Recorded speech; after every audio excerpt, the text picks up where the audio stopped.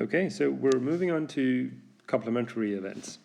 And the definition is on page 322.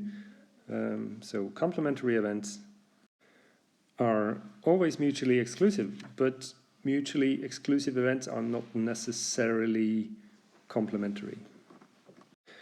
We can say that if you have an event called A, the complementary event, so if we have A, and the symbol for the complementary event, we write that as an apostrophe. So the complementary event to A is whatever is not A.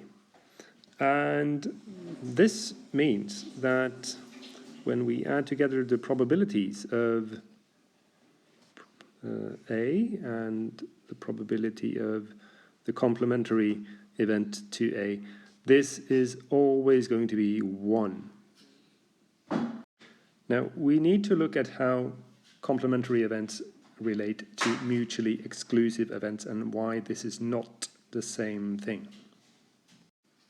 So here again we have a class of 19 students where 3 of them take art. And we have 16 students who do not take art. So we could write this as the number of students who take art is 3, and the number of students who do not take art is 16. So we see that everything that isn't A is the complement to A. So how is complementary events different from mutually exclusive events? Well, here's the case where you have a class of 19 students, 3 of them take art, 10 take biology. So the number of students,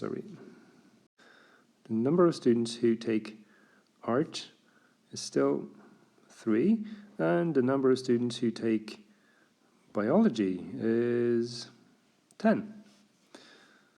Now, clearly, the event B is not the same as the complement to A. So we can say that A and B are not complementary events, but they are mutually exclusive.